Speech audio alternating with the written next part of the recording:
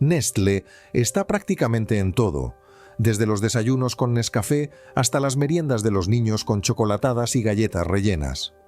Nestlé se presenta como una marca de confianza, nutrición e innovación, una gigante global que promete cuidar de la salud desde la cuna hasta la vejez.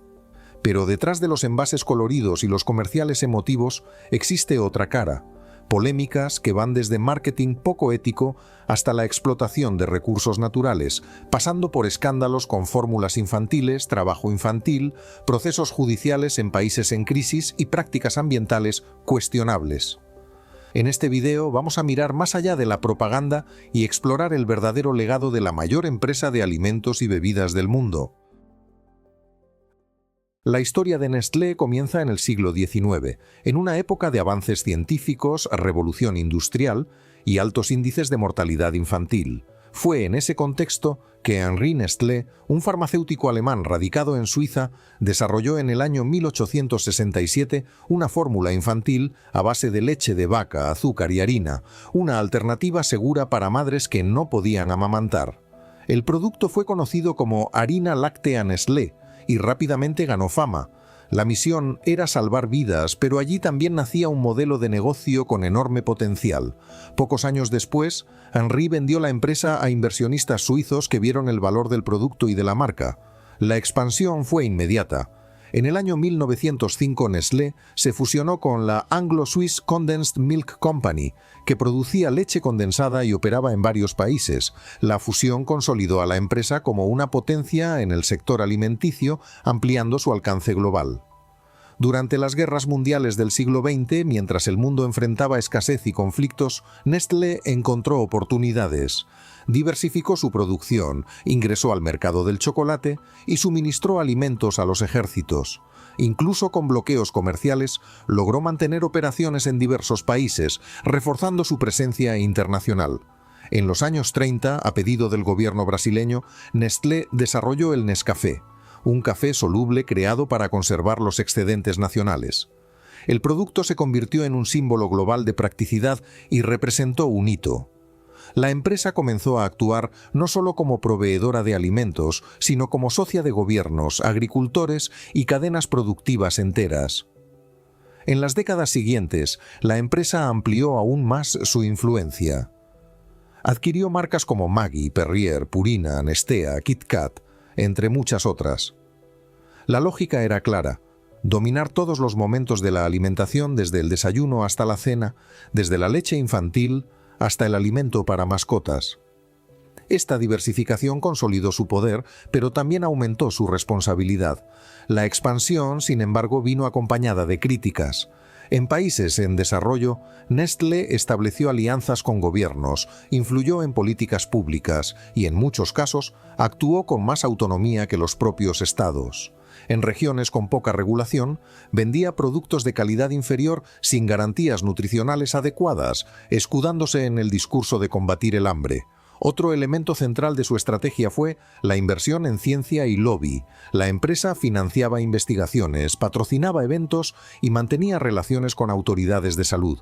La imagen de compromiso con el bienestar era cuidadosamente construida, pero también servía para neutralizar críticas y moldear decisiones regulatorias a su favor.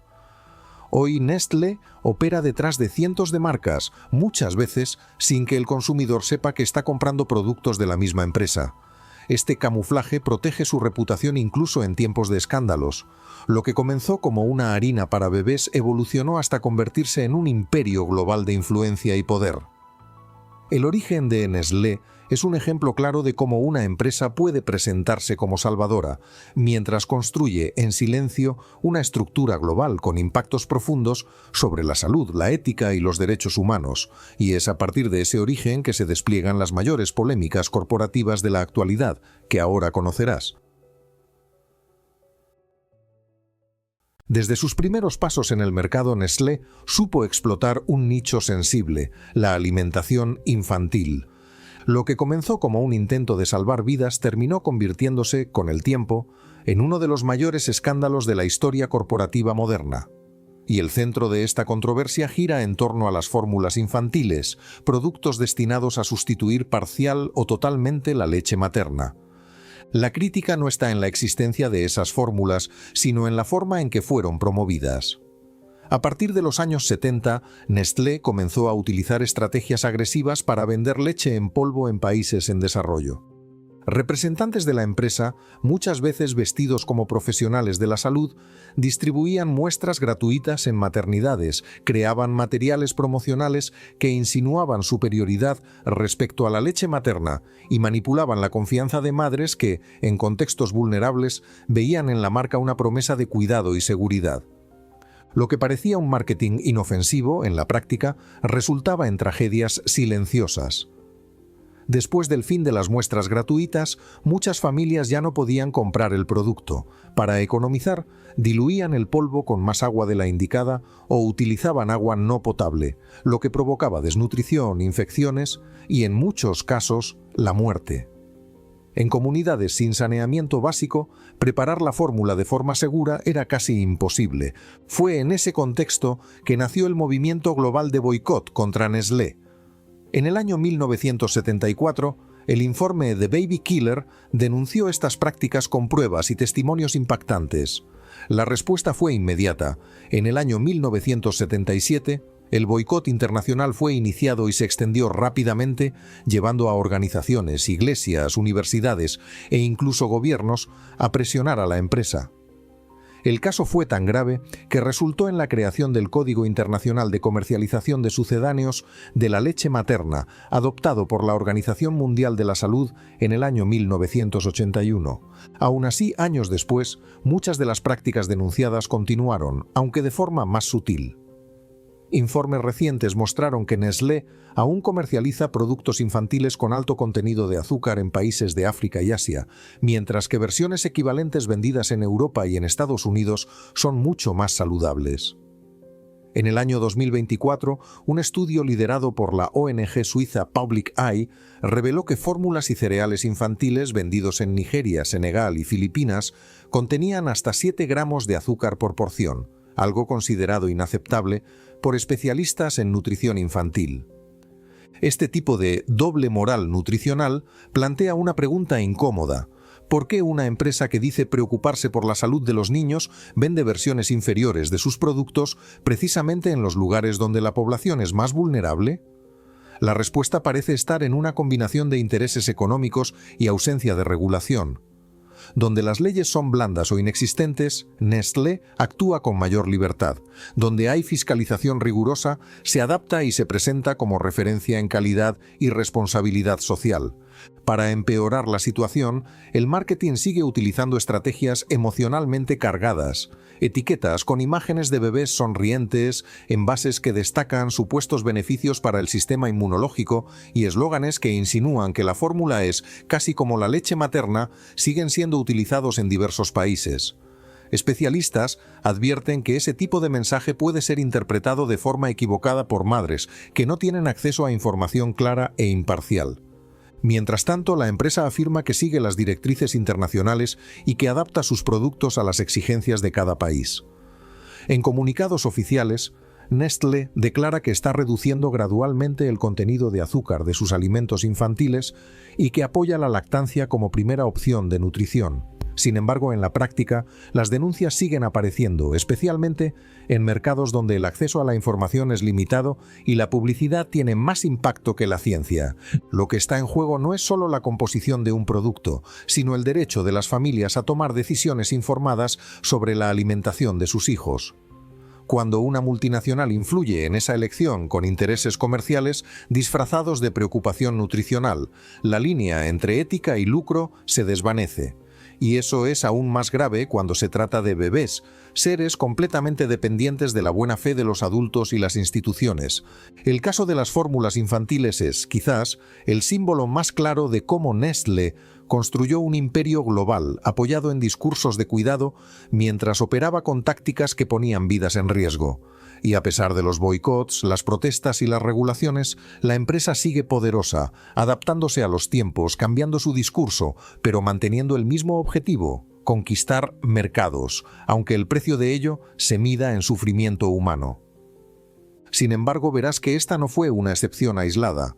El mismo patrón de actuación aparece en otras áreas, como el control del agua potable, el uso de trabajo infantil e incluso escándalos relacionados con alimentos contaminados. Porque en la lógica de Nestlé no se trata solo de vender comida, se trata de controlar lo que el mundo come y a qué precio. Entre todos los recursos esenciales para la vida, el agua ocupa un lugar sagrado. Es insustituible, vital, y para muchos debería ser considerada un derecho básico garantizado a todo ser humano. Pero para Nestlé, ese recurso también representa una de las mercancías más lucrativas de su portafolio global. Y es precisamente ahí donde comienza una de las historias más polémicas de su trayectoria: el control del agua potable. La empresa opera diversas marcas de agua embotellada alrededor del mundo, como Perrier, Pure Life, San Pellegrino, Vittel y otras. En teoría solo capta, purifica y distribuye. Pero en la práctica, las denuncias demuestran que ese proceso implica mucho más: extracción a gran escala de acuíferos, impacto ambiental, explotación de recursos públicos y, en muchos casos, el debilitamiento del acceso al agua por parte de comunidades enteras. Un ejemplo emblemático ocurrió en Michigan, en Estados Unidos. Durante años, Nestlé extrajo millones de galones de agua subterránea de la región por una tasa simbólica de apenas $524 por año. Mientras tanto, los habitantes de la ciudad vecina de Flint enfrentaban una de las mayores crisis hídricas de la historia estadounidense, con agua tóxica e impropia para el consumo. La indignación creció cuando se descubrió que la empresa llenaba sus camiones con agua limpia y vendía las botellas con alto valor agregado, precisamente en las regiones más afectadas por la sequía y la contaminación. En California, en pleno periodo de sequía extrema, Nestlé seguía extrayendo agua de bosques públicos, incluso después del vencimiento de su autorización. Ambientalistas denunciaron el impacto ecológico, afirmando que la empresa estaba perjudicando ecosistemas enteros, incluidas especies en riesgo, solo para mantener abastecida su línea de producción. Aún así, la operación persistió durante años, hasta que presiones populares y procesos judiciales comenzaron a limitar su actividad. Pero tal vez el caso más grave provino de Francia. En el año 2025, una comisión del Senado francés reveló que Nestlé había utilizado métodos de tratamiento no autorizados en diversas marcas de agua mineral, técnicas prohibidas de filtración y desinfección que comprometen la clasificación de agua natural se estaban aplicando sistemáticamente. El escándalo se agravó por el hecho de que el gobierno francés conocía el problema desde el año 2021 y encubrió la información. Se estima que más de 3.000 millones de euros fueron movilizados a través de este esquema fraudulento.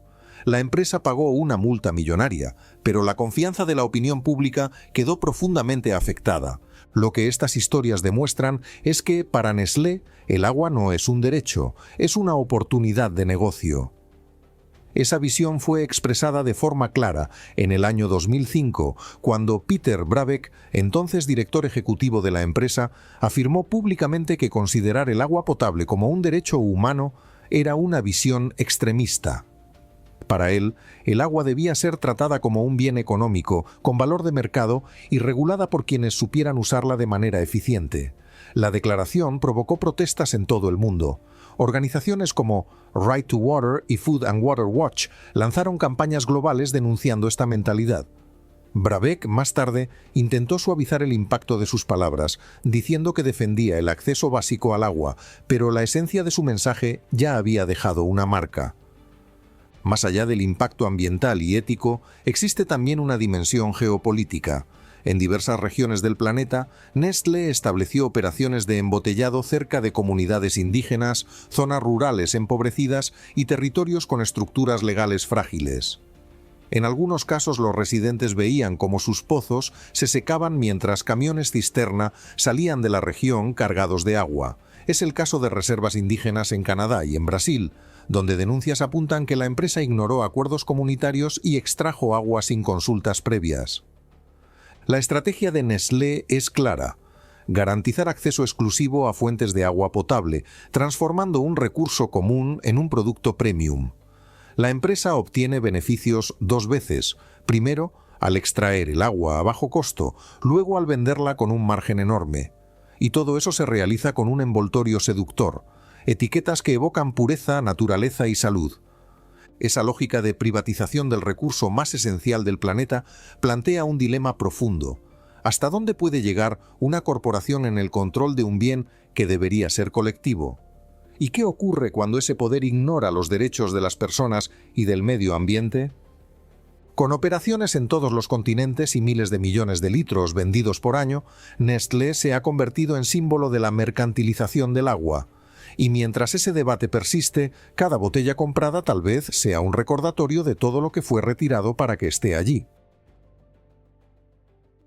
A esta altura, ya no queda duda de que Nestlé va mucho más allá de una simple marca de alimentos. Es una estructura global con ramificaciones en casi todos los sectores de la alimentación, capaz de influir en políticas públicas, regulaciones e incluso comportamientos culturales. Pero lejos de las estanterías y de las campañas publicitarias, se revela uno de los lados más oscuros de la empresa: las denuncias de trabajo infantil y prácticas peligrosas dentro de su cadena de suministro. Durante años, investigaciones han mostrado que niños, algunos con menos de 12 años, trabajaban en plantaciones de cacao en Costa de Marfil y en Ghana, países que producen una gran parte del cacao consumido a nivel mundial. Estos niños cargaban sacos pesados, usaban machetes y estaban expuestos a pesticidas sin ningún tipo de protección. La mayor parte de esta producción abastecía a grandes marcas internacionales, entre ellas Nestlé. En el año 2001, la empresa firmó el protocolo Harkin-Engel, comprometiéndose a eliminar el trabajo infantil, pero más de 20 años después, las cifras siguen siendo preocupantes. En el año 2016, un informe señalaba más de 2 millones de niños involucrados en actividades peligrosas en el sector cacaotero. Y en el año 2025, un tribunal estadounidense rechazó una demanda presentada por extrabajadores malienses por falta de pruebas de una conexión directa con Nestlé. Esto evidenció un problema aún mayor: la dificultad de responsabilizar a las multinacionales por violaciones dentro de sus cadenas productivas. Nestlé afirma haber creado sistemas como el CLMRS, un programa de monitoreo que identifica casos de trabajo infantil en fincas y busca ofrecer soluciones como el regreso a la escuela y apoyo a las familias. Según la empresa, este sistema habría reducido hasta un 51% los casos en regiones monitoreadas.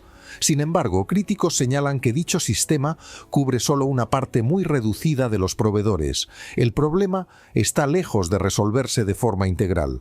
Y los problemas no aparecen solo en el campo del cacao. Nestlé también ha enfrentado crisis serias relacionadas con la seguridad alimentaria. En el año 2008 estuvo involucrada en el escándalo de la leche contaminada con melamina en China, que causó la muerte de bebés y miles de hospitalizaciones. En el año 2015, la marca Maggi fue retirada del mercado en India por contener niveles elevados de plomo. Además, en el año 2021, un documento interno filtrado a la prensa admitía que más del 60% de los productos de la empresa no cumplían con los criterios mínimos de salud reconocidos a nivel global.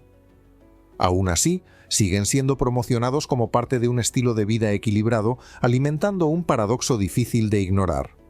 La empresa obtiene beneficios mientras vende productos que se sabe que no son saludables. A pesar de las multas, exposiciones públicas y campañas de boicot, Nestlé permanece prácticamente inquebrantable. Con más de 2.000 marcas y presencia en casi todos los países del mundo, es flexible, adaptable y resistente. Cuando un mercado endurece sus reglas, la empresa se enfoca en otro. Cuando un producto es cuestionado, apuesta por nuevos segmentos. Es una máquina perfectamente afinada que, incluso frente a las críticas más duras, sigue avanzando. Alimentada por marketing masivo, presencia global y beneficios colosales, Nestlé continúa operando con un objetivo claro: crecer, dominar y permanecer. Y mientras los mecanismos de regulación internacional sigan fallando, las denuncias continuarán siendo absorbidas por este engranaje. La pregunta que queda es incómoda. No solamente qué ha hecho Nestlé, sino qué sigue haciendo. ¿Y hasta cuándo lo seguiremos permitiendo?